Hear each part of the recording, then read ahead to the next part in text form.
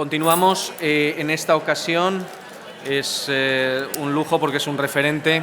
Se trata de Juan Manuel Alegre Ávila, que es catedrático de Derecho Administrativo en la Universidad de Cantabria y todo un referente en materia de patrimonio histórico. Nos hablará, según su título de la ponencia, de los sujetos del patrimonio histórico. Pues, Juan Manuel, cuando quieras. Muchas gracias. Buenos días. Y como es una sana regla de proceder, comenzar por el principio, también se puede empezar por el final, no pasa nada. Pues el principio, naturalmente, tiene que ser expresar mi agradecimiento a los organizadores de estas jornadas, a las representantes del Instituto de Patrimonio Histórico, de Patrimonio Cultural, del Ministerio de Cultura y a la Judicatura, aquí en la persona de José Luis Martín Bento. Bien, el título de esta intervención, ya saben que el tiempo es una magnitud de geometría variable. Por tanto, los 50-55 minutos asignados a esta intervención durarán hasta que yo me calle. Ya lo adelanto. Vivan los conceptos jurídicos indeterminados en un mundo como el del derecho, que tendría que ser el prototipo de la seguridad jurídica. Bien, los sujetos del derecho, los sujetos o los actores, unos más activos y otros menos, de esto que genéricamente llamamos el patrimonio histórico o patrimonio cultural, tradicionalmente asignado como patrimonio histórico-artístico. La ley del 33 y su predecesora, el decreto ley que se han citado hace un momento, de 9 de agosto de 1926. Lo de histórico-artístico venía a cuento porque se trataba de significar que estábamos ante una unidad gramatical que expresaba una unidad conceptual. La ley del 85, en su preámbulo, manifiesta que con la ampliación del objeto de protección ha cambiado la concepción del bien del objeto de protección y de ahí que solo se hable de bien histórico o bien cultural en el sentido de la concepción italiana de los bienes culturales, la famosa Comisión Franceschini, constituida en Italia en los años 60, y que posteriormente teorizó uno de los grandes del derecho administrativo italiano, Massimo Severo Giannini. No me resisto a dar la definición de bien cultural, de bene culturale, en la lengua de Dante. Dante escribía en italiano, no en latín. Toda testimonianza materiale avente valore di civiltà. Todo testimonio material dotado de un valor de civiltà. ¿Cómo se traduce al castellano el término civiltà? Si lo traducimos como civilización, poco o nada añadimos. A fin de cuentas, civilización solo hay una, la civilización humana. Si lo traducimos como cultura, lo definido entraría en la definición. Es un bien cultural, todo testimonio dotado de un valor de cultura. Probablemente la traducción más ajustada al sentido originario sea lo de civismo, que remite naturalmente a la idea de ciudadanía. Bien, esto es lo que dice el preámbulo de la ley de 1985. Yo cuando elaboré mi tesis doctoral, pues naturalmente me entretuve. En Extremadura tenemos una expresión, aunque yo profeso en Cantabria, yo soy extremeño, y extremeño de Cáceres, que conste. Extremadura es una región que tiene dos provincias, Cáceres y Badajoz. Yo soy de Cáceres. Variando esta definición. Con el paso de los años, naturalmente, ese principio general absoluto del derecho y de la vida, que es el abominable paso del tiempo, no estoy tan seguro de que la ley del 85 haya supuesto, o supusiera en su momento, una excesiva novedad en el objeto de protección. El término histórico, ciertamente, es más amplio que el de histórico-artístico, se alude a la radical dimensión de historicidad que tienen estos bienes. Pero es que hay algo en la vida que no sea histórico. Todos somos producto de la historia. En todo caso, bien cultural o bien histórico. Todo testimonio material dotado de un valor de, incluso pueden dejarlo en italiano, que suena muy bien, de civiltà. ¿Cuáles son los sujetos, los actores de este genéricamente llamado patrimonio histórico o patrimonio cultural? Va de suyo que los bienes que integran este patrimonio, muebles e inmuebles, no entro ahora en la polémica acerca de esta categoría, respecto de la que yo tengo mis dudas más que serias, reparos notables del patrimonio inmaterial. Iba a decir que es casi un oxímoron, una contradicción en sus propios términos. Algo así como lo que decía Pío Baroja a propósito de un periódico de su época que se llamaba El Pensamiento Navarro. Eso es un oxímoron, una contradicción en sus propios términos. Algo así como la nieve caliente o el fuego frío. Y no quiero seguir con más ejemplos.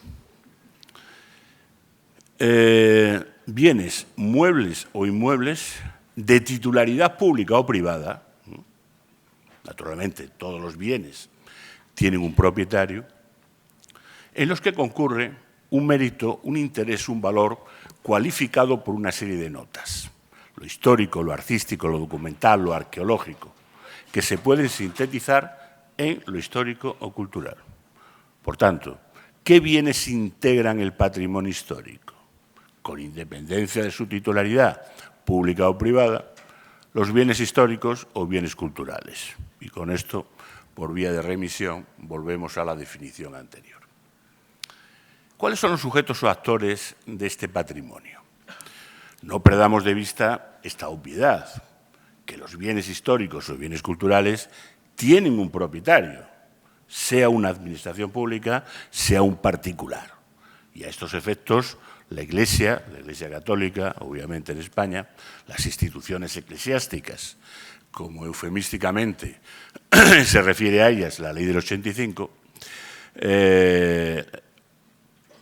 son particulares a estos efectos. Todo bien, histórico o no histórico, tiene un propietario. El derecho le tiene un miedo, un horror al vacío, a la ausencia de titularidad. Y los bienes que, por la circunstancia que fuere, no tienen un propietario, como ocurre, por ejemplo, con los restos arqueológicos, que debido a su antigüedad, sí, ciertamente en su momento, un circo romano, un teatro romano, un anfiteatro, la Dama de Baza, la Dama de Elche, si es que efectivamente es auténtica, tuvieron un propietario. Pero se ha perdido la memoria de las sucesivas transmisiones. De ahí, naturalmente, que el legislador tenga que proveer al respecto y declarar quién es el propietario de los restos arqueológicos. Y a lo largo del siglo XX, como se ha dicho, ha dado distintas soluciones hasta parar en la actual, la de 1985. Son bienes de dominio público. Bienes, por tanto, de propiedad pública, de una administración pública. Y en concepto de dominio público, no en concepto de bienes patrimoniales, como eran los hallazgos casuales de la Ley del 11. En concepto de dominio público. Por tanto, en principio, inalienables, imprescriptibles e inembargables. ¿Pero quién es su propietario? La Ley del 85 guardó silencio. ¿Qué hicieron las leyes de las comunidades autónomas? ¿Qué piensan que hicieron? Pues atribuir a la respectiva comunidad autónoma la titularidad de los restos arqueológicos. Insisto, ante el silencio de la Ley del 85. Silencio consciente y deliberado. En mi opinión, y como ya han pasado pues casi más de 30 años, al legislador se le puede criticar en cualquier momento, pero se ha pasado el tiempo de la prescripción impunemente, incluso se le puede insultar. Bueno, yo no voy a llegar a tanto. Y esto ya lo dijo la sentencia del Tribunal Constitucional de Aguas de 1988, Cuando se declara de dominio público una entera categoría de bienes, definida en atención a la concurrencia de elementos o rasgos físicos comunes u homogéneos, 1, eso solo lo puede decir el Estado, y 2, en principio, la titularidad tiene que ser estatal, salvo que, como hizo la ley de vías pecuarias, la propia ley estatal atribuya la titularidad de las vías pecuarias a las comunidades autónomas. Tercera posibilidad, o segunda posibilidad, la ley del 85. La ley del Estado guardó silencio. Ese silencio de la ley estatal ha sido aprovechado por las leyes autonómicas para atribuirse la titularidad de los restos arqueológicos. Y si, al margen ya del patrimonio histórico, del patrimonio cultural, un bien mueble no tiene dueño, los bienes muebles, este chisme, carentes de dueño, su propiedad se puede adquirir por ocupación. El animus y el corpus. La novia despechada que a las 3 de la mañana arroja la joya de compromiso. 2 noctámbulos o noctívagos contemplan la escena. En el estado, como pueden imaginar, propio de estas horas de la madrugada. La novia despechada dijo: abandono la propiedad de esta joya, me desprendo de su propiedad. Por tanto, no es un objeto perdido o abandonado en sentido coloquial. La derelicción como abandono de la propiedad. Uno de los noctámbulos contempla la escena. Hago mía la propiedad de la joya, animus. Pero el otro, que está más raudo, se abalanza sobre la joya y se apropia físicamente de la misma. El corpus. ¿Quién es el propietario? ¿Cuál de ellos? Bueno, eso ya se dilucidará en el pleito civil correspondiente.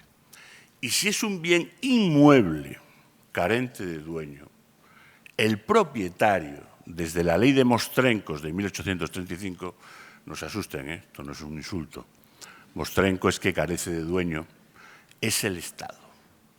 No la comunidad autónoma, como pretendió Cataluña en su momento, no el municipio, el ayuntamiento, el Estado.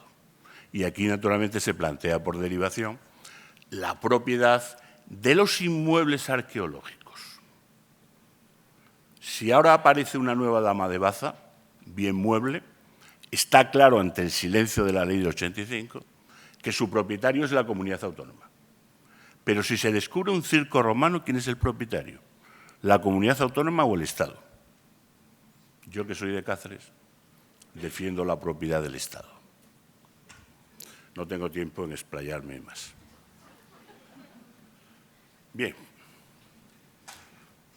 No he dicho todavía prácticamente nada de los sujetos o actores del patrimonio histórico.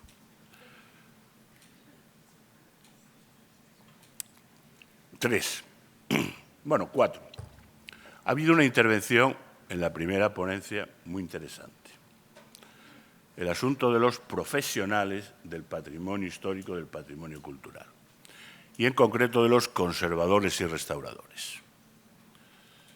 Los interesados, como aquí estamos en la sede del Ministerio de Cultura, que es uno de los financiadores, los interesados en estudiar el asunto del patrimonio histórico, del patrimonio cultural, además de la bibliografía más o menos clásica, las monografías de Javier García Fernández, hoy subsecretario de Cultura, Jesús Prieto de Pedro, Marcos Baquer, Concepción Barrero Rodríguez, de la Universidad de Sevilla, María Rosario Alonso o Juan Manuel Alegre Ávila. El título de referencia es una revista que financia, entre otros, el Ministerio de Cultura, que se llama Patrimonio Cultural y Derecho. Aparece un número cada año desde 1997. Ahí, el año pasado, publiqué yo una cosita a propósito de, porque efectivamente hay un vacío legal absolutamente imperdonable, acerca del estatus de los conservadores y restauradores. Fíjense las consecuencias. En derecho no se da puntada sin hilo. La señora Cecilia, saben de quién hablo, ¿no? La del Ecce Homo de Borja, se ha hecho famosa en El Universo y en parte de su pueblo, gracias a que ese bien no estaba protegido. Porque de haber estado declarado de interés cultural o inventariado o sujeto a alguna categoría de protección de la legislación autonómica aragonesa, se le habría caído el pelo. El artículo 39 de la Ley del 85, que es un precepto capital, dice que los poderes públicos procurarán por todos los medios de la técnica, actividad de fomento, la conservación, la mejora, la restauración, la rehabilitación de los bienes de interés cultural y de los bienes inventariados. Y que cualquier intervención se sujeta a la preceptiva, previa y expresa autorización administrativa. ¿Y qué es lo que verifica una autorización administrativa? La idoneidad de la intervención, la cualificación del que pretende intervenir. Luego, por esa vía, se está requiriendo la oportuna respuesta legislativa acerca de la exigencia de la precisa cualificación para acometer, y no solo en relación a los arqueólogos, que puede parecer el asunto más llamativo, para proceder a la necesaria intervención en un bien declarado de interés cultural o inventariado, que son las dos categorías de protección que prevé la ley. Este cuarto sujeto o cuarto actor conformaría el cuadrángulo que ahora voy a completar.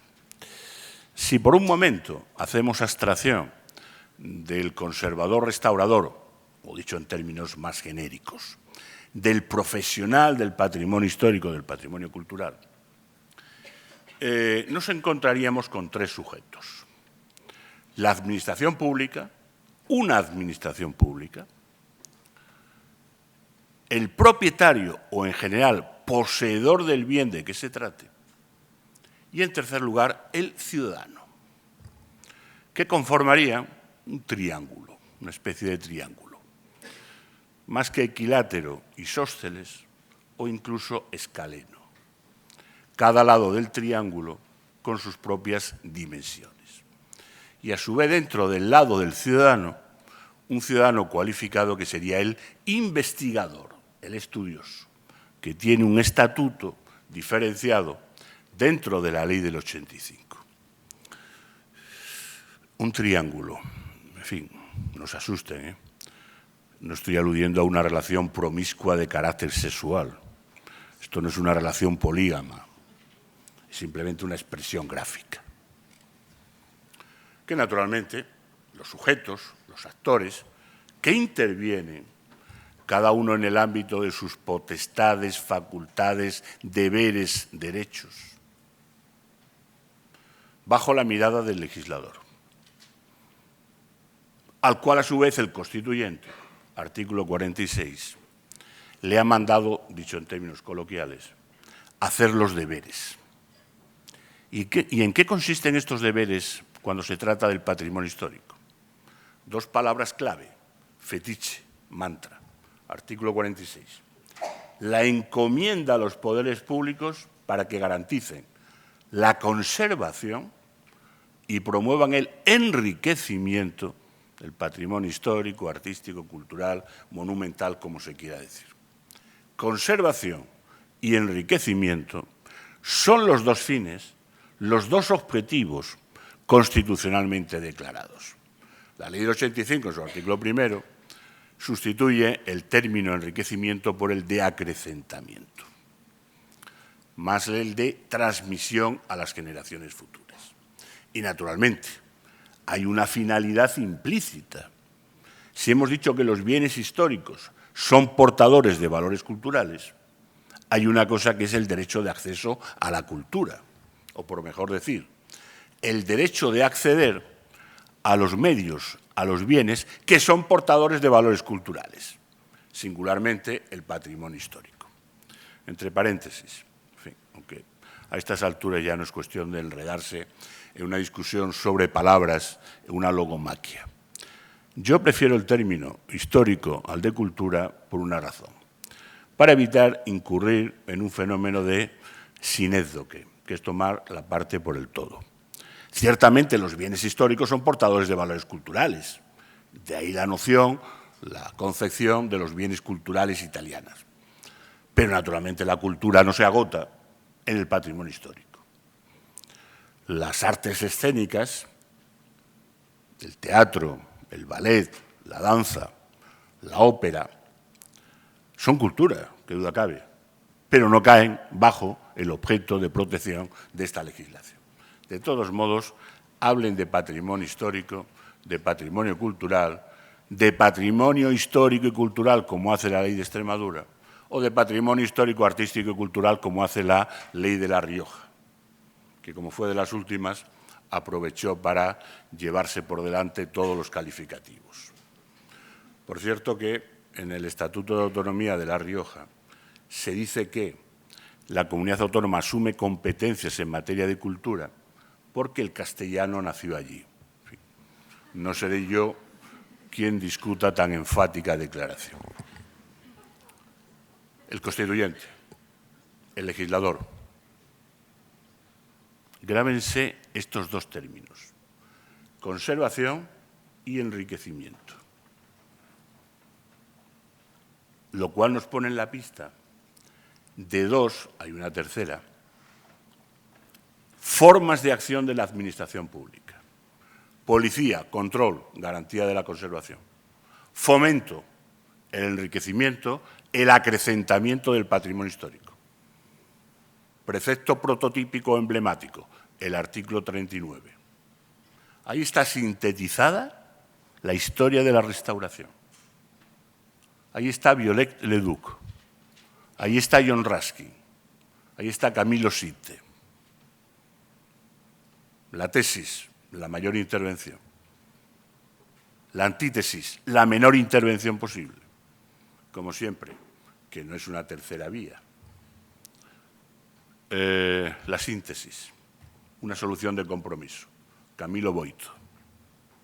Ese artículo es el compendio de esta actividad de enriquecimiento o acrecentamiento que se encomienda a los poderes públicos, es decir, a los poderes públicos que actúan, que son las administraciones públicas.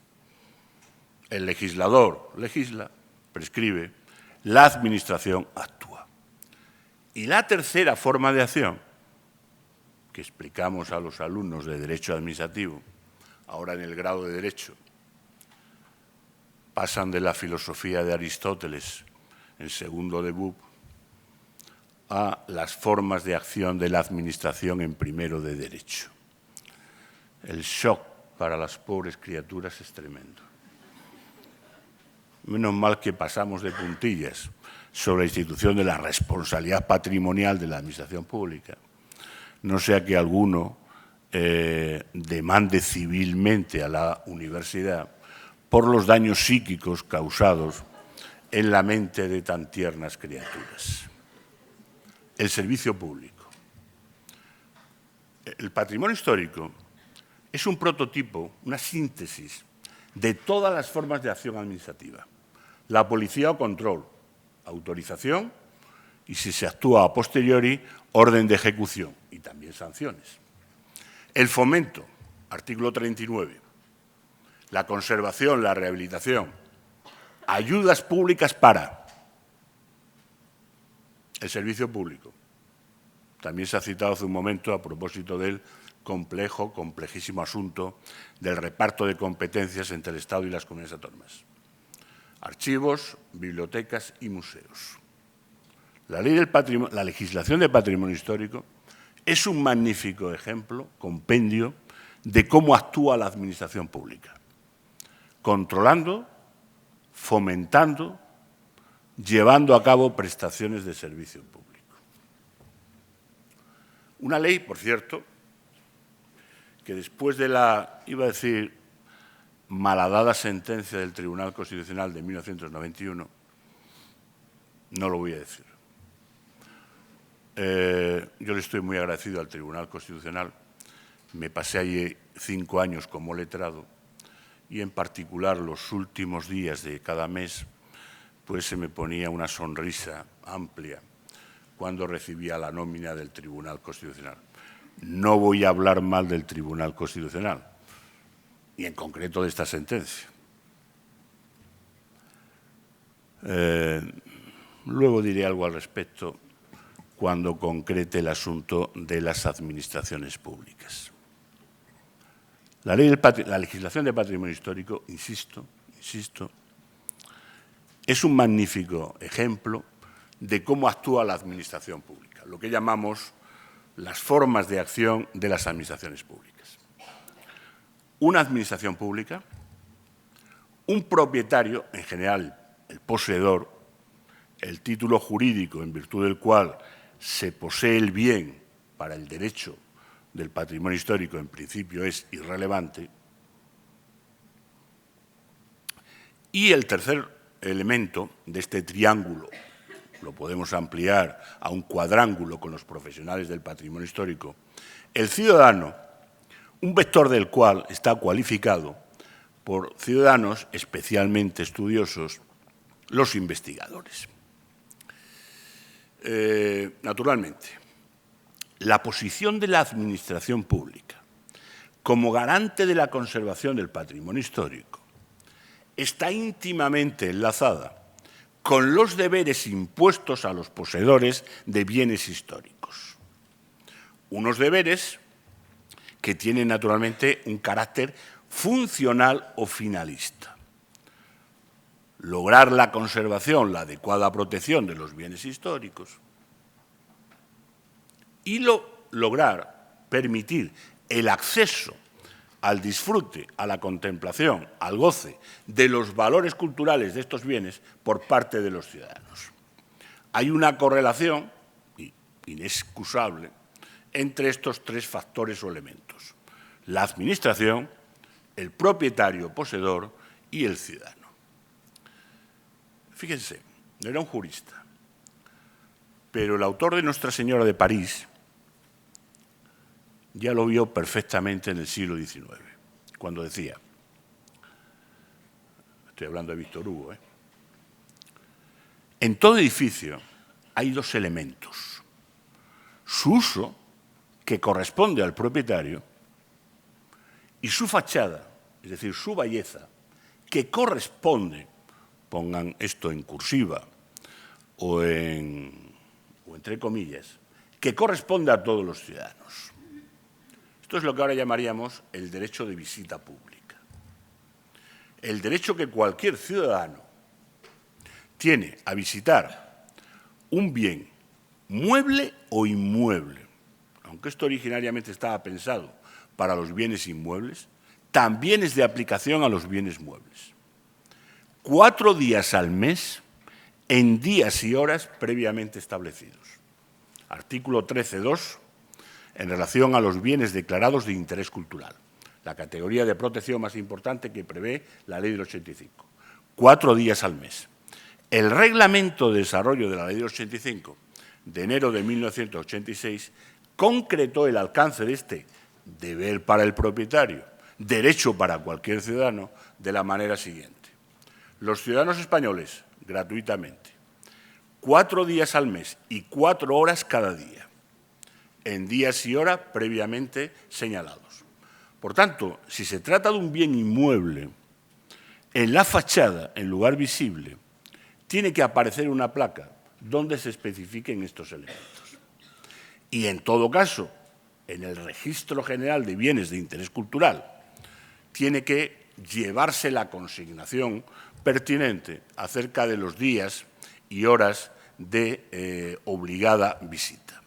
Una visita pública, visita in natura, que puede ser excusada por razones justificadas. Diga, mire, si yo tengo un Rembrandt en la cocina o en el cuarto de baño, mire, si lo tiene en la cocina o en el cuarto de baño, le voy a poner una sanción que se va a acordar toda su vida. Conservación en lugar adecuado. Bueno, lo tengo en el dormitorio. ¿Tengo que permitir a las 4 de la tarde una piara de japoneses o de coreanos ahí con sus móviles? Hombre, preservación de la intimidad. Ah, pero entonces usted me va a ceder durante 5 meses, cada 2 años, ese bien mueble declarado de interés cultural para la organización de exposiciones temporales. Y si se trata de un bien inventariado, no hay visita pública in natura, pero sí que hay una cesión obligatoria, al menos durante un mes cada año. De esa manera se hace realidad ese postulado, esa intuición de Víctor Hugo en relación a los bienes histórico-artísticos, a través del derecho de visita pública.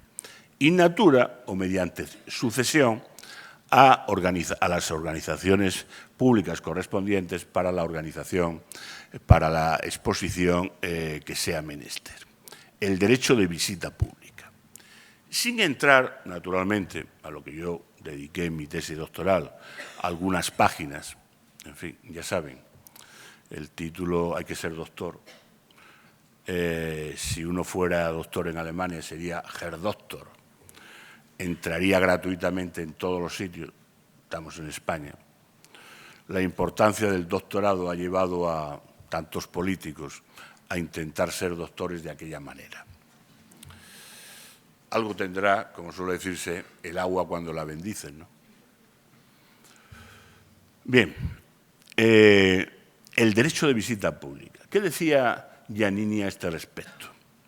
En relación con la vieja teoría de la propiedad dividida de corte medieval. El dominio eminente, por un lado, el dominio directo o útil, por otro.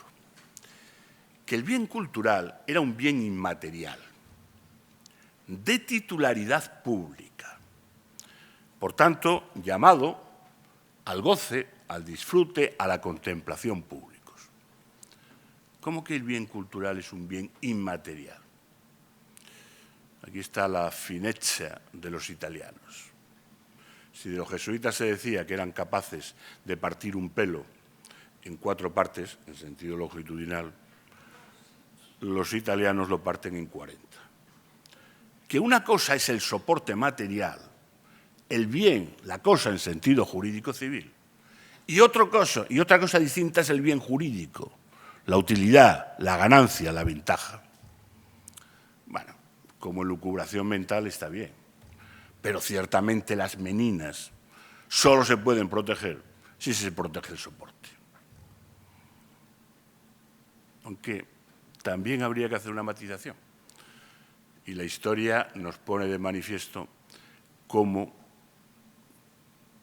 no digo ya la teoría de la propiedad dividida de corte medieval, esta concepción italiana del bien cultural como un bien inmaterial de titularidad pública de una administración, vocado al uso, al disfrute, a la contemplación pública. Se ha citado hace un momento la Ley de Monumentos Arquitectónico-Artísticos de 1915, en efecto, pionera en la técnica de la calificación formal a través de un expediente y de la oportuna resolución administrativa del bien que va a ser protegido. Más de uno lo sabrá. En los años 20 del siglo pasado recorrió Europa un marchante judío que unas veces por medios lícitos y otras no tan lícitos se hizo con un patrimonio histórico-artístico importante con vistas a su exportación a los Estados Unidos, donde pensaba subastarlo. Y un buen día apareció por una capilla, por una ermita de un pueblo perdido en Soria, San Baudilio o San Baudelio de Casillas de Berlanga, en la provincia de Soria, donde había unas pinturas murales. Originariamente era un lugar destinado al culto mahometano, posteriormente una capilla cristiana. Había unas pinturas murales. Por tanto, desde el punto de vista de la clasificación jurídico-civil de las cosas, era un bien inmueble, porque estaban adheridas a la pared.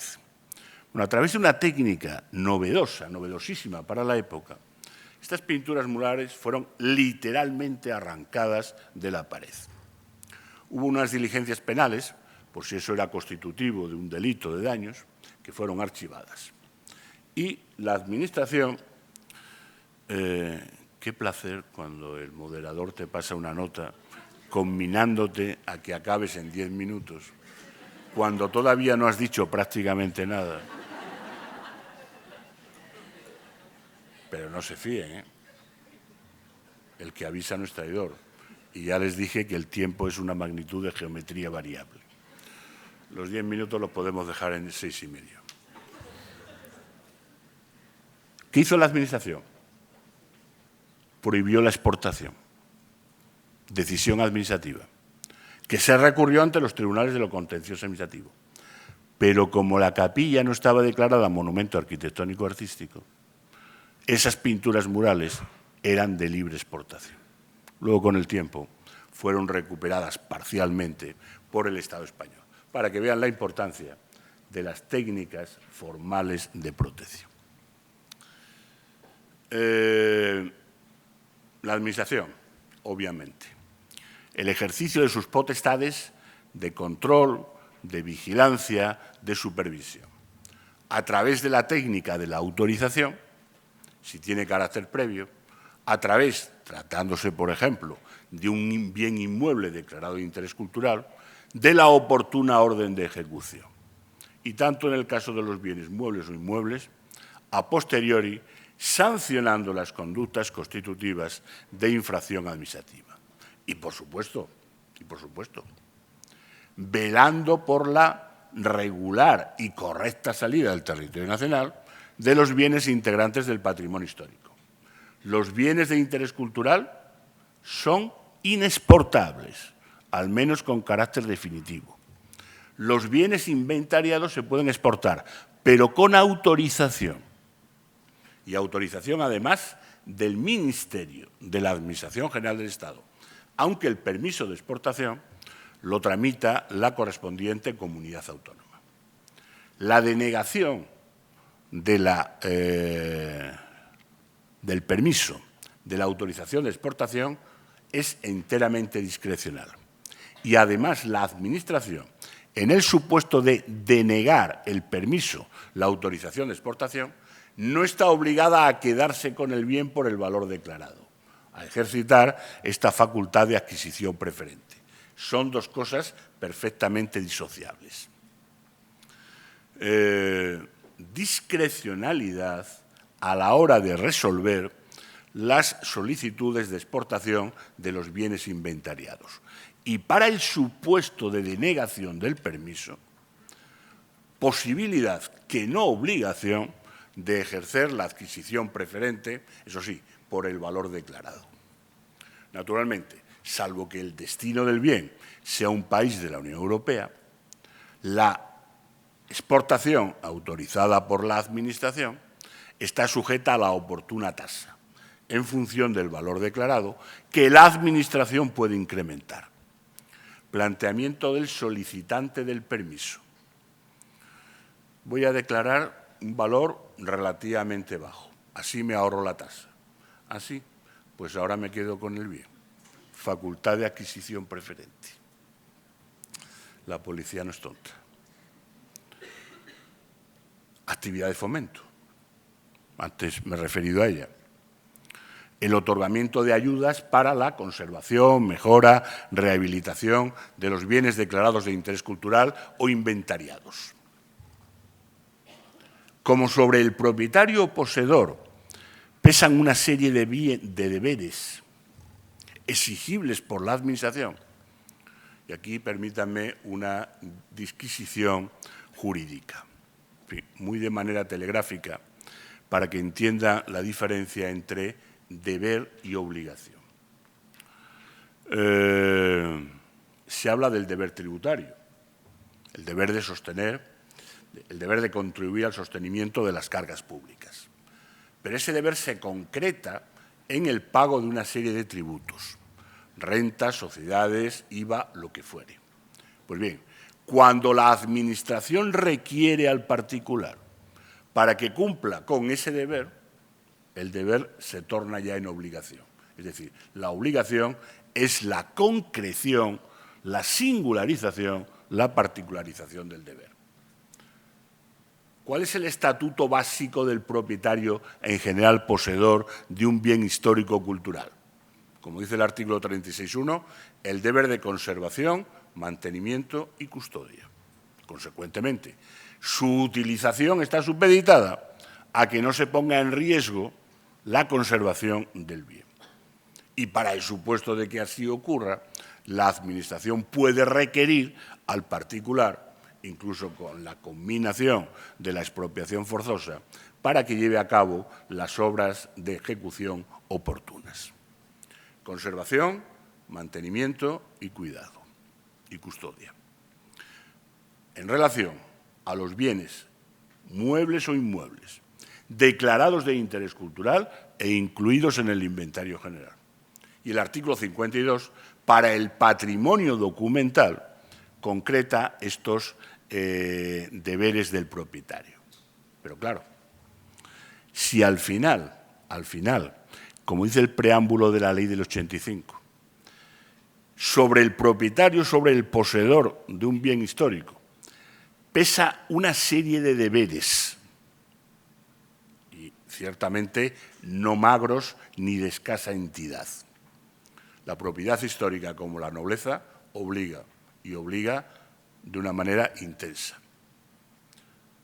Si sobre el propietario de un bien histórico pesa una serie de deberes que no pesan sobre el propietario de un bien ordinario, que puede utilizarlo como le venga en gana o destruirlo, el legislador, desde 1955 al menos, es consciente de que de alguna manera hay que compensar al propietario por los deberes impuestos legalmente.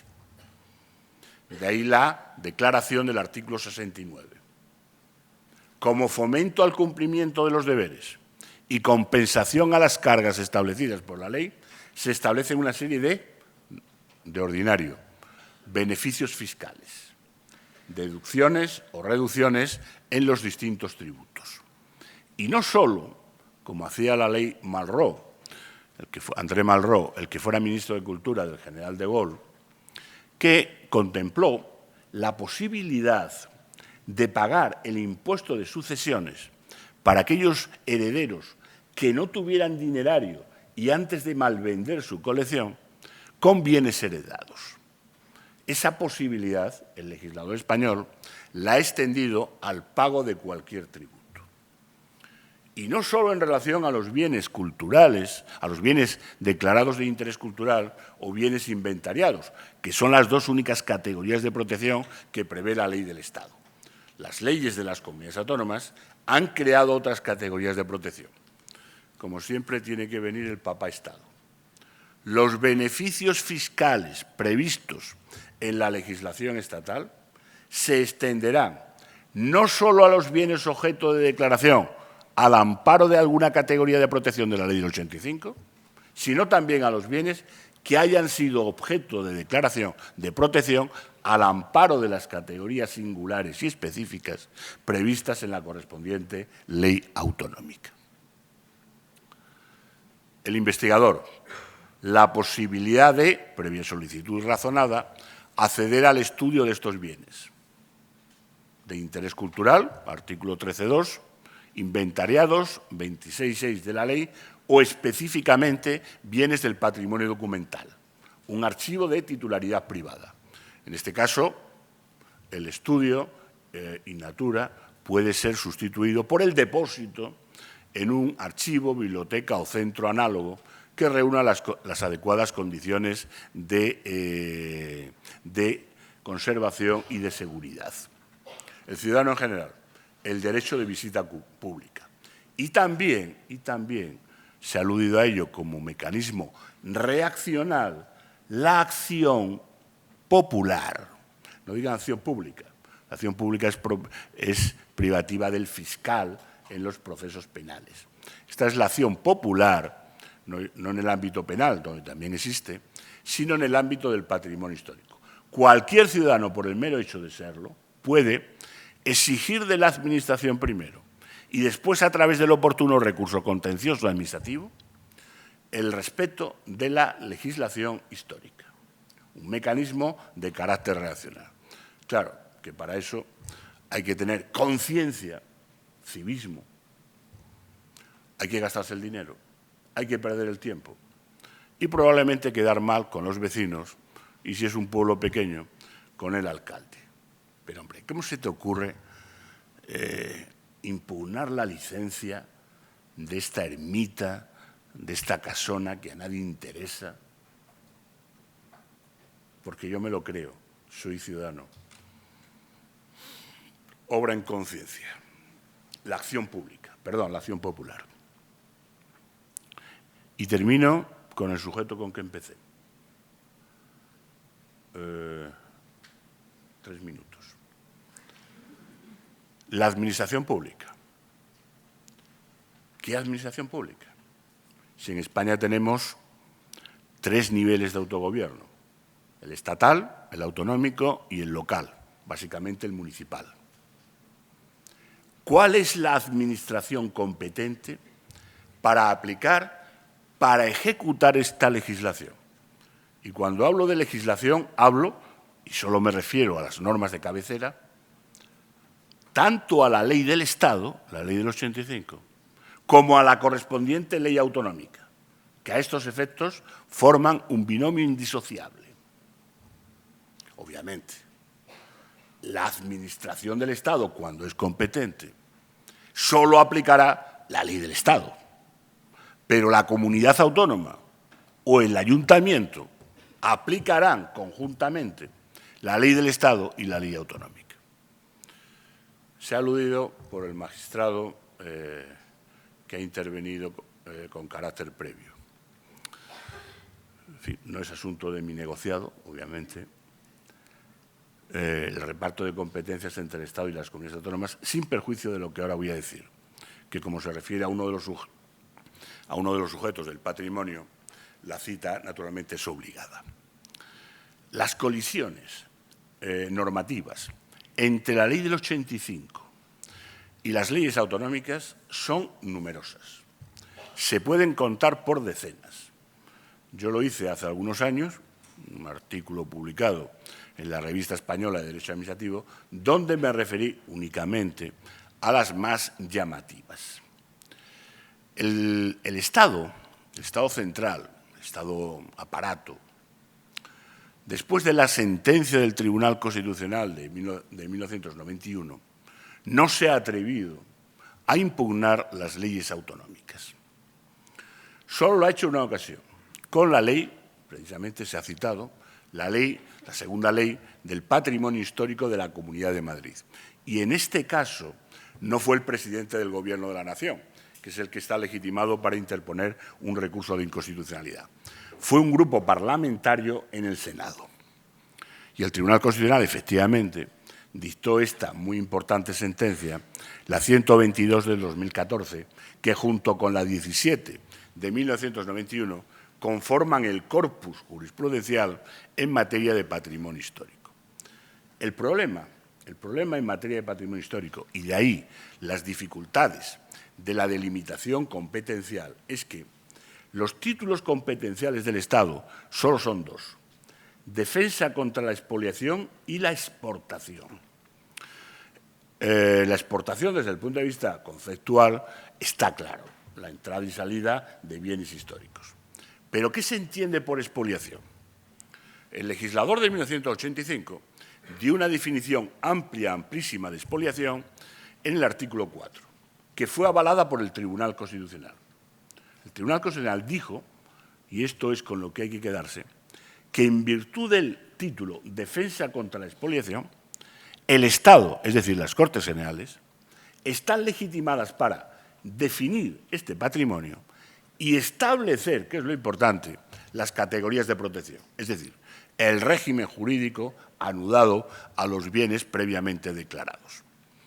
Por eso esta ley, que se llama del patrimonio histórico español, definición amplia, amplísima de patrimonio histórico, en realidad se aplica a los bienes que han sido objeto de una declaración como bienes de interés cultural o como bienes inventariados, sin perjuicio, naturalmente, de que el número de declaraciones se incremente sucesivamente.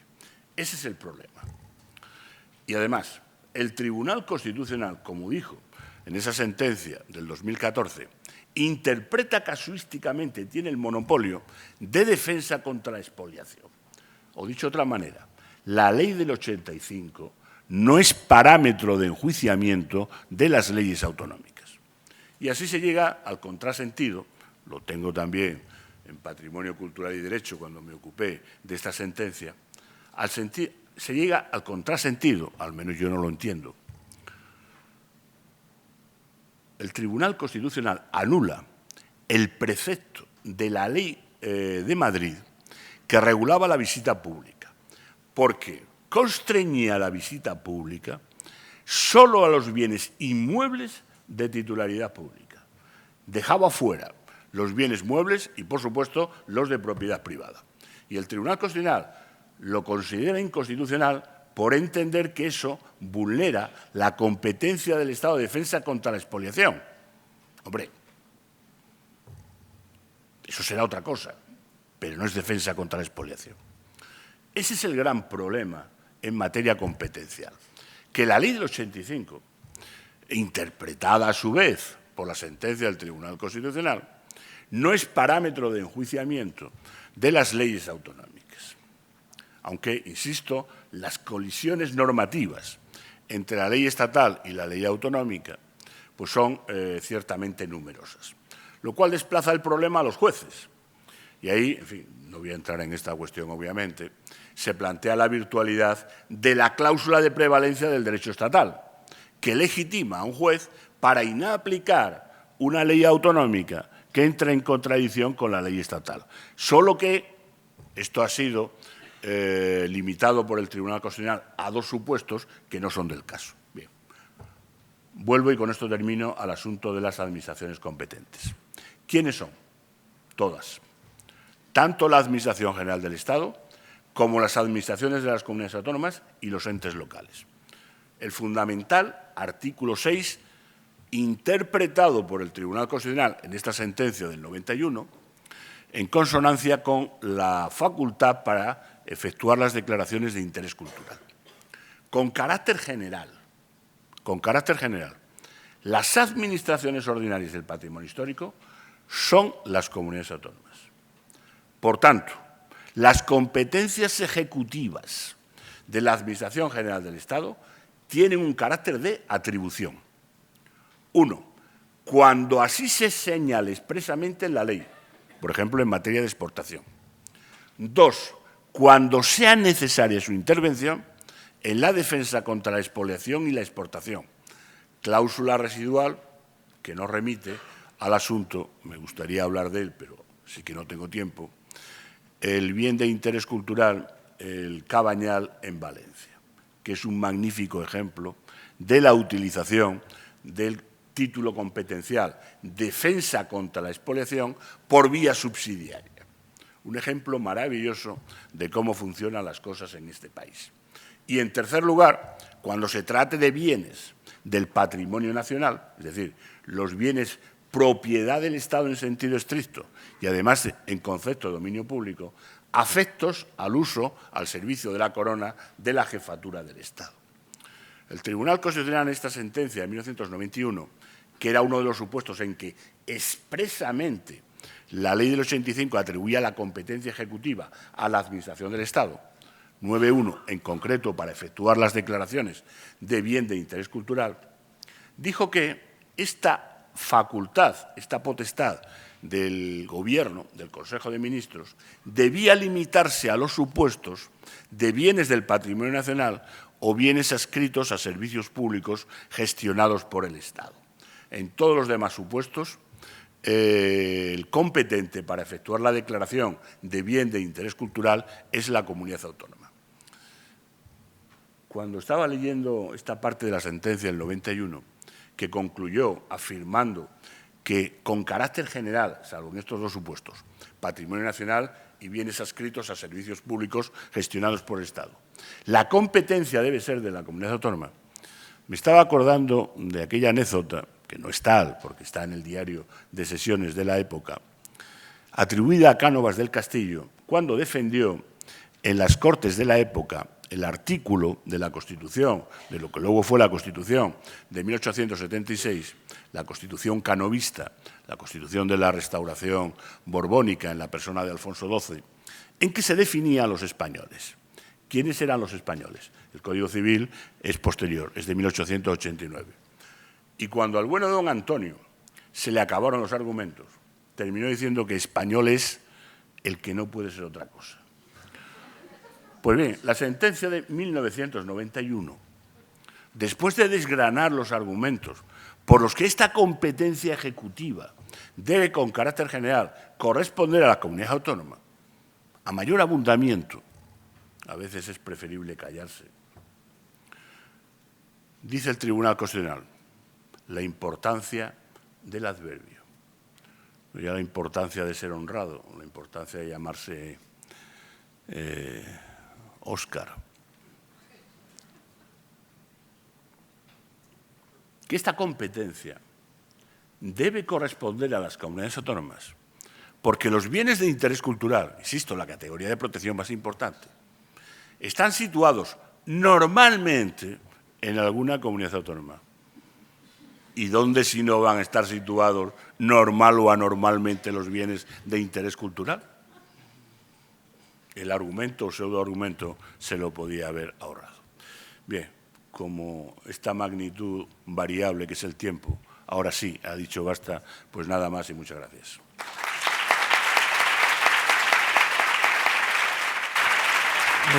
Muchas gracias, Juan Manuel.